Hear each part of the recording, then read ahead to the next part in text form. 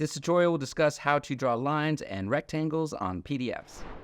What's up, guys? Welcome to this tutorial on how to draw lines and rectangles on PDFs using Iron PDF in your C# console application.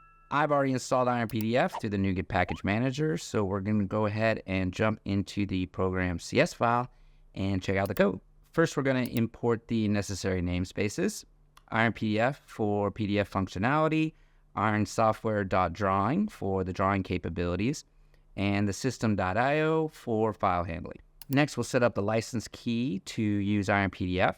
I've enclosed this part in a region, so it won't show up in this video, but this just ensures that we have the right permissions to use Iron PDF. So we start by creating an instance of a Chrome PDF renderer.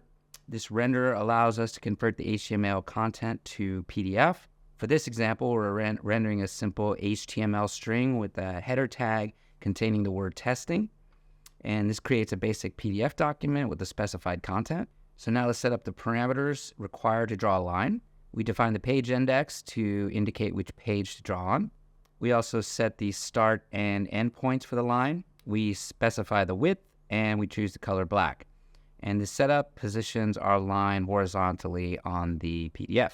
Next, we use the drawLine method and instruct the PDF to draw the line with the parameters that we configured. This adds a horizontal black line to the document, enhancing the visual layout of the PDF. Next, we configure the parameters for the rectangle. We specify the position and the size of the rectangle. We'll set the border color to black and choose green color for the fill. Additionally, we define the width of the rectangle's borders. With the drawRectangle method, we add the rectangle to the PDF using the previously defined parameters. And this, of course, creates a green-filled rectangle with a black border, adding to more graphical elements of the PDF. Finally, we save the modified PDF to a specified location on our file system. This saves our PDF with the designated name and path, allowing us to easily access and view the output. So let's go ahead and run our program and check out the output. All right, so our program has executed without any errors, so let's see the output PDF file.